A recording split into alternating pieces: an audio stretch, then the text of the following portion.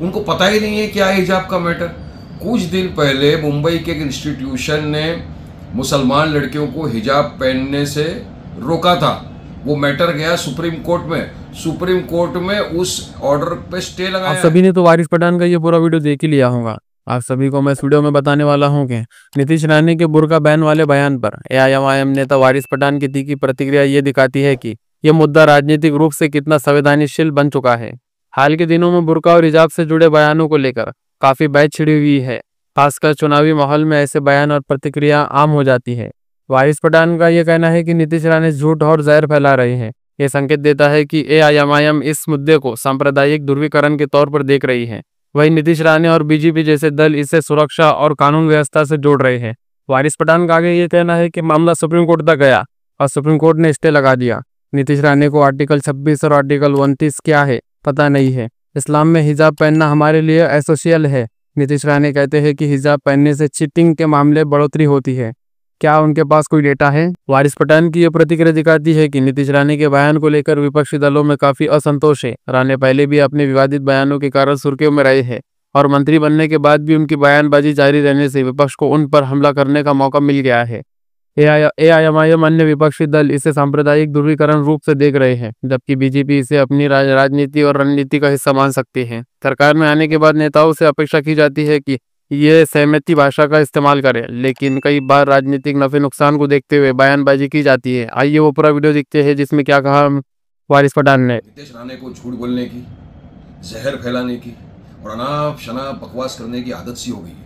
अब तो उनको सुधर जाना चाहिए। अब तो उसको महाराष्ट्र गवर्नमेंट ने मिनिस्टर बना दिया है।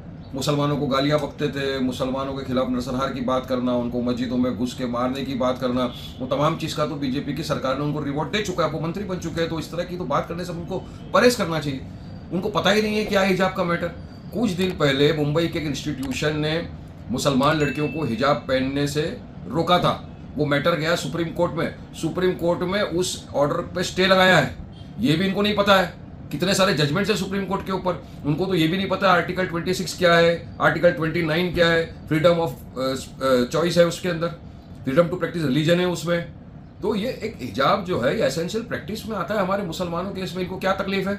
हाँ, ये बोलते हैं कि उससे चीटिंग करने का चांस हो जाता है, कॉपी कर सकते हैं एग्जाम में। अरे भाई मुझे बताओ, अब तक कितनी हिजाब पहनी हुई लड़कियों ने कॉपी किया और चीटिंग करते हुए पकड़ा गई है? कोई है डेटा आपके पास? सिर्फ इल्जाम लगाओ, बस झूठ परोसो। हम तो नहीं बोलते ना किसी को। हमारी हिंदू बहन टिका लगा के जाती है, सिंदूर लगा के जाए, मंगलसूत्र पहन के जाए, हमको तो कोई ऑब्जेक्शन नहीं है। हमारे सरदार भाई हाथ में कड़ा पहन कर जाते हैं, पगड़ी लगाते हैं, लगाइए, सबको राइट है अपना रिलीजियस प्रैक्टिस करने का। मगर ये सिर्फ मुसलमानों के खिलाफ नफरत घोलना। अब ये सिखाएंगे हमको क्या खाना, क्या पहनना, क्या ओढ़ना, कहाँ घूमना। कल को तो ये बोलेंगे कि मुसलमान को दाढ़ी भी नहीं रखना चाहिए, टोपी भी नहीं रखना चाहिए। तो क्या सारी बकवासों को मान्यता दी जाएगी क्या? वारिस पठान के इस बयान से साफ है कि नीतीश राणे और बीजेपी सरकार पर संविधान और धार्मिक स्वतंत्रता के उल्लंघन का आरोप लगा रहे हैं। वह सुप्रीम कोर्ट के स्टे का जिक्र करके ये बताने की कोशिश कर रही है कि हिजाब का मामला कानूनी रूप से भी विचाराधीन है और इस पर गैर जिम्मेदाराना बयान देना गलत है। हिजाब को लेकर देश तो पहले भी बहस हो चुकी है, खासकर कर्नाटक में जब कॉलेजों में इसे बैन करने की कोशिश की गई थी। सुप्रीम कोर्ट ने इस मामले पर अभी अंतिम फैसला नहीं दिया है और इसी वजह से वारिस पठान कह रहे हैं कि नीतीश राणे को इस मुद्दे पर गलत जानकारी फैलाने से बचना चाहिए।